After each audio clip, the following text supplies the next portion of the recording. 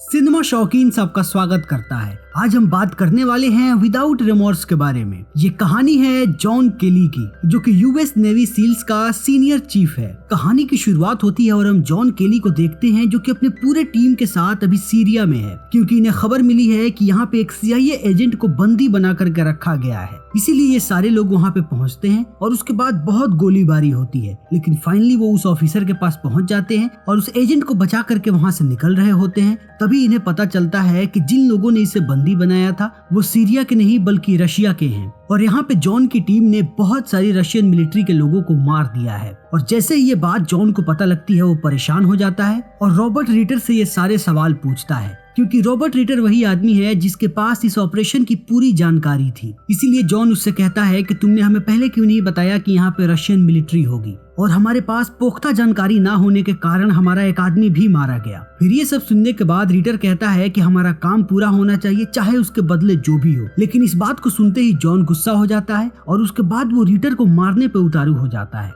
तभी इसके क्रू के बाकी लोग जॉन को रोक लेते हैं और उसके बाद ये सारे लोग अमेरिका पहुंच जाते हैं। और समय ऐसे ही बीतते जाता है और हमारे सामने आता है 3 महीने बाद का दृश्य, और हम जॉन का घर देखते हैं। और इसके घर में इसके अलावा इसकी पत्नी है जिसका नाम है पैम, और पैम अभी प्रेग्नेंट है और थोड़े वक्त के बाद वो एक बेटी को जन्म देने वाली है। इसलिए जॉन बहुत ही खुश है और उसके घर पे एक छोटी सी पार्टी चल रही है। और थोड़े ही समय के बाद जॉन नेवी सील को भी छोड़ने वाला है, और तभी हमें एक और दृश्य देखने को मिलता है और हम नेवी सील्स के एक और एजेंट को देखते हैं, और ये एजेंट भी सीरिया के ऑपरेशन में मौजूद था। और जैसे ही ये आदमी अपने घर से निकलता है, एक गाड़ी इसे कुचल के चली जाती है। और फिर उसके बाद हम एक और एजेंट को देखते हैं जिसे दिन दहाड़े सड़क पे गोली मार दी जाती है, और ये आदमी भी सीरिया के ऑपरेशन में शामिल था। और उसके बाद हम फिर से जॉन और उसकी पत्नी को देखते हैं, और जॉन यहाँ पे अपनी पत्नी से कुछ प्यार भरी बातें करता है, अपने पत्नी और अपने होने वाली बेटी के बारे में। और जॉन के चेहरे को देख के लगता है कि उसकी पत्नी और उसकी बेटी से बड़ा उसके लिए दुनिया में और कुछ भी नहीं। फिर अपनी पत्नी को सुलाने के बाद जॉन नीचे चला जाता है और म्यूजिक सुनने लगता है। उसी वक्त हम कुछ लोगों को देखते हैं जो कि जॉन के घर की बिजली काट देते हैं और फिर धीरे धीरे उसके घर में घुस जाते हैं। तभी जॉन को अंदेशा हो जाता है कि कोई उसके घर में घुस चुका है। इसीलिए जॉन भी अपनी बंदूक निकालता है और उसके बाद घर में चारों तरफ उन्हें ढूंढने लगता है। तभी कुछ लोग पैम के कमरे में घुस जाते हैं और उसके बाद वो पैम को गोली मार देते हैं। और जो आदमी पैम को गोली मारता है उसके बाद वो एक और आदमी को गोली मार देता है जो उसके साथ उस कमरे में आया हुआ होता है। तब तक जॉन भी बाकी लोगों के पास पहुंच जाता है और एक एक करके उन्हें मार देता है। और फाइनली वो आता है पैम के कमरे की तरफ, और यहाँ आते ही वो उस आदमी पे गोली चलाता है जो उस कमरे से बाहर निकलता है। लेकिन वो आदमी भी जॉन पे गोली चला देता है और उसके बाद दोनों जख्मी होकर नीचे गिर जाते हैं। लेकिन जॉन को ज्यादा चोट आई होती है, इसलिए वो उठ भी नहीं पाता है। लेकिन सामने वाला आदमी जख्मी होने के बाद भी उठता है और यहाँ से चला जाता है। फिर जॉन रेंगता हुआ पहुंचता है अपनी पत्नी के पास और वो देखता है कि उसका पूरा बिस्तर खून से लथपथ हो चुका है। और इस चीज को देखते ही जॉन गुस्से से लाल पीला होने लगता है और उसके बाद वहीं पे बेहोश हो जाता है। उसके बाद दोबारा हम जॉन को देखते हैं हॉस्पिटल में, और यहाँ पे जॉन की हालत बहुत ही नाजुक है। और दूसरी तरफ हम यूएस नेवी सील्स की मीटिंग देखते हैं, और यहाँ पे रिटर कहता है कि हमारे 3 एजेंट को अब तक मारा गया है, जिसमें जॉन का भी नाम है। और ये तीनों लोग सीरिया के ऑपरेशन में शामिल थे, और जितने लोगों की डेड बॉडी हमें जॉन के घर से मिली है वो सारे लोग रशियन थे, यानी कि वो सब बदला लेना चाहते हैं। इसीलिए वो सारे लोगों को एक एक करके मार रहे हैं। और जब ये सारी बातें बता करके रिटर यहाँ से जा रहा होता है, तभी उसके पास कैरेन जाती है। कैरेन भी सीरिया के ऑपरेशन में शामिल थी और वो जॉन की बहुत ही अच्छी दोस्त है। इसीलिए वो रिटर से कहती है कि अभी के अभी मुझे सारी बात बताओ कि आखिर यहाँ पे चल क्या रहा है। और रिटर कहता है कि जो कुछ चल रहा है मैंने सब कुछ बता दिया। तब कैरेन उस पे और भी गुस्सा हो जाती है और कहती है कि तुम्हें हर बार पता होता है लेकिन तुम कुछ नहीं बताते। तुम्हें सीरिया में भी पता था कि वहाँ पर रशियन मिलिट्री होगी, लेकिन तुमने हमें नहीं बताया। और इस बार भी मुझे लगता है कि तुम्हें कुछ पता है लेकिन तुम नहीं बता रहे। लेकिन फिर भी रिटर यहाँ पे कैरेन को कुछ नहीं बताता और यहाँ से चला जाता है। फिर कैरेन पहुँचती है जॉन के पास, क्योंकि जॉन को होश आ चुका है। और होश में आते ही पहला सवाल जॉन पूछता है कि उसकी पत्नी कैसी है। तब कैरेन कहती है कि वो मर चुकी है। फिर जॉन धीरे धीरे टूटने लगता है और हम उसकी आंखों में आंसू देखते हैं। और फिर जॉन कहता है कि पता चला कि ये सब किसने किया है, और कैरेन कहती है नहीं। तब जॉन बताता है कि जब मैं उस कमरे में पहुंचा तो वहाँ पे एक आदमी पहले से मरा हुआ था, और जिस आदमी ने मुझे गोली मारा वो वहाँ से भाग गया, और मुझे लगता है कि वो अभी तक जिंदा है। इसलिए मुझे जानना है कि वो कौन है, बस मुझे उसका नाम बता दो। तब कैरेन कहती है कि मुझे उसका नाम नहीं पता, लेकिन अगर मुझे पता भी होता फिर भी मैं तुम्हें नहीं बताती। और इतना कहने के साथ कैरेन यहाँ से चली जाती है। और जब वो अपने ऑफिस में बैठी होती है तभी उसके पास आते हैं सेक्रेटरी क्ले, और वो यहाँ पे केरन से जॉन के बारे में कुछ चीजें पूछते हैं और उसे CIA के हेडक्वार्टर में आने के लिए कहते हैं। और जब केरन वहाँ पे पहुँचती है तो देखती है कि यहाँ पे क्ले के साथ रिटर भी बैठा हुआ है और रिटर यहाँ पे उन सारे लोगों की जानकारी लेकर के आया है जिनकी डेड बॉडी मिली थी जॉन के घर पे। और रिटर बताता है कि ये सारे लोग रशियन थे और उसके साथ साथ वो उस आदमी का नाम भी बताता है जिस आदमी ने इन्हें अमेरिका भेजा था। और इतना कहने के बाद वो क्ले से कहता है कि मुझे लगता है कि हमें इस केस को यहीं पे बंद कर देना चाहिए। और ये सारी बातें सुनते ही केरन पहुंचती है जॉन के पास और जॉन को उन सारे लोगों की डिटेल्स देती है। तब जॉन कहता है कि ये तो सिर्फ 3 लोगों की डिटेल्स है, वो चौथा आदमी कहाँ है जो वहाँ से भाग गया था। और केरन कहती है कि उस आदमी के बारे में हमें कुछ भी नहीं पता, लेकिन हमें उस आदमी के बारे में पता है जिसने इन लोगों को अमेरिका भेजा था। और ये सुनते ही जॉन कहता है कि क्या किसी ने उस आदमी से बात की। तब केरन कहती है कि नहीं, अभी तक नहीं, क्योंकि उस आदमी से संपर्क करना बहुत ही मुश्किल है। लेकिन अब जॉन को पता है कि उसे कैसे उस चौथे आदमी का पता मिलेगा। और अब जॉन को यहाँ से डिस्चार्ज कर दिया गया है क्योंकि उसकी तबीयत बिल्कुल ठीक हो चुकी है। और यहाँ से डिस्चार्ज होने के बाद सबसे पहले जॉन पहुँचता है अपने घर और यहाँ की हर एक चीज उसे पैम की याद दिलाती है, इसलिए वो फूट फूट के रोता है। और तब वो निकालता है अपने छुपाए हुए हथियार और कुछ पैसे और निकल पड़ता है उस आदमी के पीछे। और जैसे ही जॉन उस आदमी को पकड़ता है उसके बाद उसकी पूरी गाड़ी में आग लगा देता है। और आग लगाने के बाद उस गाड़ी के अंदर जाता है और उस पे बंदूक तान के कहता है कि मुझे अभी के अभी उस चौथे आदमी का नाम बताओ। लेकिन वो आदमी कहता है कि अपनी पत्नी की मौत के जिम्मेवार तुम हो, क्योंकि तुम जहाँ जाते हो मौत तुम्हारा पीछा करती है। और ये सुनते ही जॉन उस आदमी के कंधे में गोली मार देता है और उसके बाद कहता है कि अगर तुमने मुझे अभी के अभी नाम नहीं बताया तो अगली गोली मैं तुम्हारे भेजे में मारूंगा। और तब वो एक नाम बताता है और नाम होता है विक्टर रिको। और नाम पाने के बाद जॉन उस आदमी को गोली मार देता है और उसके बाद पुलिस वहाँ पहुँचती है और वो जॉन को गिरफ्तार कर लेती है। और जब जॉन जेल में होता है तब केरन उससे मिलने आती है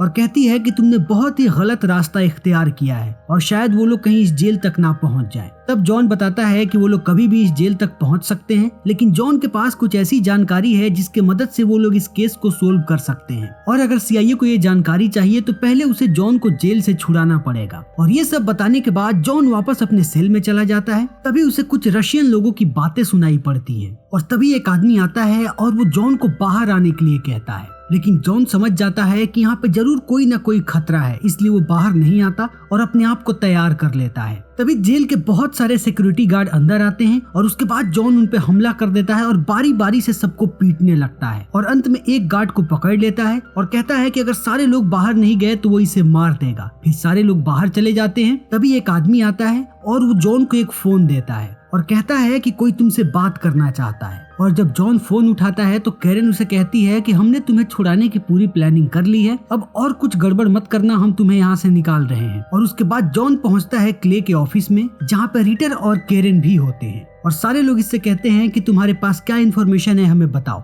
तब ये उस आदमी का नाम बताता है और कहता है कि जो चौथा आदमी था उसका नाम है विक्टर रेकॉन। और ये नाम सुनते ही पहले रिटर कहता है कि यह आदमी मर चुका है और इसलिए इन्हें लगता है कि किसी ने इसे गलत नाम बताया है। तब ये सारे लोग उसे तस्वीर दिखाते हैं और तस्वीर दिखाने के बाद जब जॉन तस्वीर पहचान लेता है तब इन्हें विश्वास हो जाता है कि विक्टर अभी भी जिंदा है। और तब रिटर बताता है कि विक्टर कितना खतरनाक आदमी है और उसने बहुत छोटी सी उम्र के लिए अमेरिका में रह के रशिया के लिए काम किया है। तब ये लोग उसे पकड़ने की प्लानिंग करने लगते हैं और इन सारी चीजों को देख के जॉन कहता है कि मैं इस टीम को लीड करना चाहता हूँ और मैं भी इस मिशन पे जाना चाहता हूँ। तब शुरू में लोग नहीं मानते, लेकिन एक वक्त ऐसा आता है जब वो मान जाते हैं और फिर सारे लोग रशिया के लिए निकल पड़ते हैं। लेकिन जैसे ही इनका प्लेन रशिया में दाखिल होता है इनके प्लेन पे कोई हमला कर देता है और फिर प्लेन पानी में गिर जाता है और सारे लोग डूबने लगते हैं। फिर धीरे धीरे करके सब बाहर निकल जाते हैं, लेकिन जॉन पानी के अंदर ही होता है क्योंकि उसे सारा असला बारूद निकालना है। और फिर बहुत मुश्किलों के बाद वो बाहर निकलता है और सारे सामान को भी निकाल लेता है। और जब सारे लोग एक जगह इकट्ठा होते हैं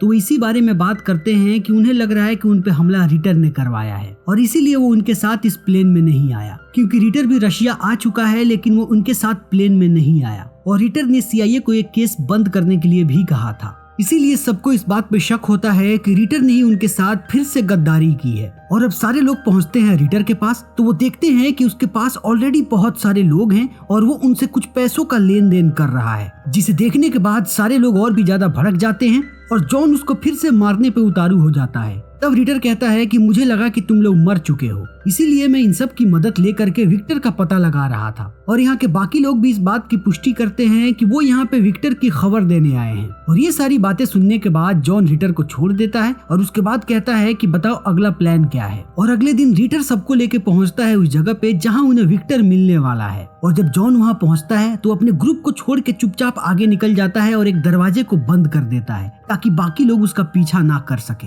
क्योंकि इन्हें प्रोटोकॉल मिला है कि इन्हें विक्टर को जिंदा पकड़ के लाना है। लेकिन जॉन उससे बदला लेना चाहता है और उसको मारना चाहता है। और फिर जॉन जैसे ही विक्टर के पास जाता है, विक्टर को पहले से पता था कि यहाँ पे जॉन आने वाला है, इसीलिए विक्टर जॉन से कहता है कि मैंने तुम्हारी पत्नी को नहीं मारा, बल्कि मुझे बोला गया था उसे मारने के लिए, और जिस आदमी के लिए तुम काम करते हो मैं भी उसी आदमी के लिए काम करता हूँ, इसीलिए हमारे में कोई अंतर नहीं है। अगर तुम अपने आप को एक देशभक्त समझते हो तो मैं भी एक देशभक्त हूँ, और मैं जो भी कर रहा हूँ एक बड़े मकसद के लिए कर रहा हूँ। और तभी हम देखते हैं कि विक्टर जैसे ही मुड़ता है उसके पूरे शरीर पे बॉम्ब लगा हुआ है और उसका रिमोट उसने अपने हाथ में रखा है। और विक्टर कहता है कि वो लोग जो वाशिंगटन में बैठे हैं सिर्फ वही असली देशभक्त नहीं है, मैं भी असली देशभक्त हूँ। और इतना कहने के बाद वो ट्रिगर दबा देता है और वहाँ पे एक बहुत बड़ा विस्फोट होता है जिसमें विक्टर मर जाता है, लेकिन जॉन सही सलामत बच जाता है। तभी इसके सारे साथी यहाँ पे आ जाते हैं, लेकिन इसी वक्त सामने की बिल्डिंग से 2 स्नाइपर इन पे गोलियां चलाने लगते हैं और इनके एक साथी को गोली लग जाती है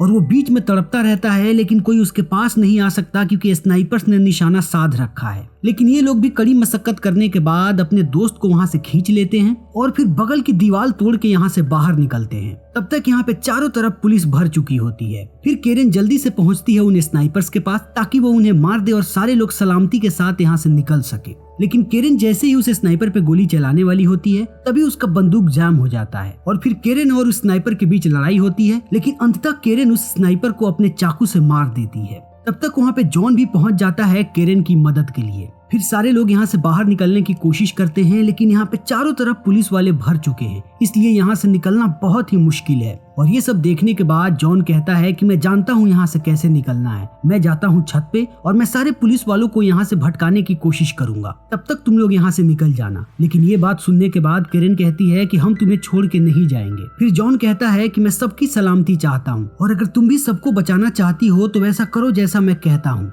और इतना कहने के बाद जॉन छत पे चला जाता है और सारे पुलिस वालों पे बम फेंकने लगता है, जिससे सबका ध्यान छत की तरफ आ जाता है और सारे पुलिस वाले छत पे आने लगते हैं। उसी बीच केरन सबको एक वैन में बैठाती है और उसके बाद यहाँ से लेके निकल जाती है। और जब केरन यहाँ से चली जाती है तभी हम देखते हैं कि छत पे बहुत सारे पुलिस वाले आ गए हैं और वो जॉन पे गोलियां बरसा रहे हैं। तभी जॉन वेंटिलेशन की मदद से नीचे आ जाता है और फिर पुलिस वालों को मारता हुआ पहुंचता है ग्राउंड फ्लोर पे। और यहाँ आते आते जॉन की हालत बिल्कुल खराब हो चुकी है और उसे कुछ गोलियां भी लगी हैं। और जॉन को ये भी पता है कि यहाँ पे चारों तरफ पुलिस वाले भरे पड़े हैं, इसलिए वो यहाँ से बाहर भी नहीं निकल सकता। इसीलिए जॉन यहाँ पे एक बड़ा सा विस्फोट करता है जिससे चारों तरफ की दीवारें टूट जाती हैं और उसके साथ साथ छत भी गिर जाती है, जिसमें बहुत सारे पुलिस वाले दब के मर जाते हैं। और पुलिस वालों को लगता है कि जॉन भी इसमें मर गया है। उसके बाद रेस्क्यू टीम यहाँ पे आने लगती है। तब तक जॉन ने रशियन पुलिस फोर्स के कपड़े पहन लिए हैं और इसी वेश में वो बाहर निकलता है और उसे कोई भी नहीं पहचान पाता है। और जॉन धीरे धीरे एक वैन के पास पहुंचता है और फिर उस वैन को लेकर के अपने सेफ हाउस पे पहुंचता है जहां उसे केरन मिलती है। और फिर सारे लोग यहाँ से निकलने की तैयारी करने लगते हैं और वो पहुंचते हैं एक जहाज के पास और पानी के रास्ते यहाँ से जाने लगते हैं। तब जॉन कहता है कि अब इसके बाद क्या, मैं जैसे ही अमेरिका पहुंचूंगा वैसे वो लोग मुझे फिर से जेल में डाल देंगे और मैं कभी पता नहीं लगा पाऊंगा कि ये सब किसने शुरू किया है। तब रीटर कहता है कि इस जहाज के नीचे एक बैग पैसे हैं, तुम चाहो तो उसे लेकर के गायब हो सकते हो और अपने काम को पूरा कर सकते हो और हम सबको कहेंगे कि इस ऑपरेशन के दौरान तुम्हारी मृत्यु हो गई। और ये सब सुनने के बाद जॉन भी इस बात के लिए मान जाता है और फिर समय ऐसे ही बीतते जाता है। और एक दिन जॉन पहुंचता है क्ले के पास और जॉन को देखने के बाद क्ले बहुत सरप्राइज होता है और कहता है कि तुम अभी भी जिंदा हो। तब जॉन कहता है कि हाँ, मैं खुफिया तौर पे काम कर रहा था। और फिर जॉन कहता है कि पता है, अपने ही सरकार के कुछ लोगों ने मेरी पत्नी को मरवाया और उसके साथ साथ उन सारे लोगों को मरवाया जो कि रशिया के ऑपरेशन में शामिल थे। और इस बात को सुनने के बाद क्ले कुछ ज्यादा रिएक्ट नहीं करता और इस चीज को देखने के बाद जॉन क्ले का गला पकड़ लेता है और कहता है कि मुझे पता था कि इन सब में तुम शामिल हो। और क्ले कहता है कि नहीं। तब जॉन कहता है कि अगर तुम शामिल नहीं थे तब फिर तुम तुम चौंके क्यों नहीं? अगर इस चीज को तुमने पहली बार सुना होता तो तुम जरूर चौंकते। और इतना कहने के बाद वो क्ले को बेहोश कर देता है और फिर हम देखते हैं कि वो उसे अपनी गाड़ी में लेकर के कहीं जा रहा है। और फिर जैसे ही क्ले को होश आता है, फिर जॉन उससे कहता है कि मुझे अभी के अभी सब कुछ सच बताओ। और जब क्ले कुछ नहीं बताता तब जॉन कहता है कि तुम्हें पता है हम कहाँ जा रहे हैं? और जॉन क्ले के फार्म हाउस का एड्रेस बताता है और कहता है कि मैं वहाँ जाऊंगा, उसके बाद तुम्हारी वाइफ और तुम्हारी बेटी को मार दूंगा जैसे तुमने मेरे परिवार को मरवाया था। और अगर तुम चाहते हो कि वो लोग सुरक्षित रहें तो मुझे अभी के अभी सब कुछ सच बताओ। तब क्ले कहता है कि तुम्हें पता है वर्ल्ड वार 2 किसने जीता था? वर्ल्ड वार उसने जीता था जिसके पास ज्यादा पैसे थे और उन पैसों से उन्होंने ज्यादा असला बारूद खरीदा। फिर उसके बाद उन्होंने वर्ल्ड वार को जीता। और एक बड़े देश को हमेशा ही एक बड़ा दुश्मन चाहिए होता है और हमारे लिए सबसे बड़ा दुश्मन है रशिया, क्योंकि सोवियत यूनियन का नाम सुन के हमारे लोग डरते हैं और उन्हें लगता है कि वो हमें हरा देंगे। और पता है आज के लोगों की समस्या क्या है? उन्हें लगता है कि हमारा आधा देश ही हमारा दुश्मन है और वो ऐसा सोचते हैं क्योंकि उनके पास कोई बड़ा दुश्मन है ही नहीं। इसीलिए हम उन्हें एक दुश्मन दे रहे हैं, एक ऐसा दुश्मन जिनका नाम सुनने के बाद उनके दिलों में एक खौफ आएगा और उन्हें दुश्मन का असली मतलब समझ में आएगा। और ये सब सुनने के बाद जॉन कहता है कि मेरी पत्नी का नाम था पैम और मैं चाहता हूँ कि तुम मरने से पहले उसका नाम लो। और इतना कहने के बाद जॉन गाड़ी को लेकर के पानी के अंदर कूद जाता है और फिर गाड़ी के अंदर बहुत सारा पानी भरने लगता है। और उस समय क्ले पैम का नाम लेता है और फिर जॉन उसको मरता हुआ वैसे ही देखता है और पानी में घुट घुट के क्ले मर जाता है। और उसके थोड़े समय के बाद हम देखते हैं कि जॉन का फ्यूनरल हो रहा है और फ्यूनरल के बाद जब केरेन अपनी गाड़ी में आती है तो हमें जॉन वहीं पे दिखाई देता है, यानी कि जॉन ऐसे ही काम करने वाला है और वो पूरी दुनिया के लिए मर चुका है। और फिर हम देखते हैं कि रिटर उस रिकॉर्डिंग को ला करके CIA को देता है जिसमें क्ले ने अपने सारे गुनाहों को कबूल किया था और इसलिए क्ले का भी पर्दाफाश हो जाता है। और ये करने के बाद रिटर CIA वालों से सिर्फ एक ही हेल्प मांगता है कि वो जॉन को नया आइडेंटिटी और पासपोर्ट दे। उसके बाद जॉन केरेन को बाय बोलता है और अपने नए आइडेंटिटी के साथ इस देश को छोड़ देता है। और ऐसे ही समय बीतते जाता है और कुछ वक्त के बाद जॉन फिर से वॉशिंगटन वापस आता है और रिटर से मिलने के बाद कहता है कि मैं एक नया टीम बनाने का सोच रहा हूँ जिसमें बहुत सारे देशों से एजेंट्स को शामिल किया जाएगा। और ये सुनने के बाद रिटर कहता है और इस टीम को लीड कौन करेगा? तब जॉन कहता है कि मैं। और उसके बाद ये फिल्म यहीं पे खत्म हो जाती है। तो दोस्तों आज की हमारी ये वीडियो यहीं पे खत्म होती है। उम्मीद है कि आपको हमारी ये वीडियो पसंद आई होगी। अगर आपको हमारी ये वीडियो पसंद आई हो तो इसे लाइक करें, शेयर करें और चैनल को सब्सक्राइब करें। Thank you.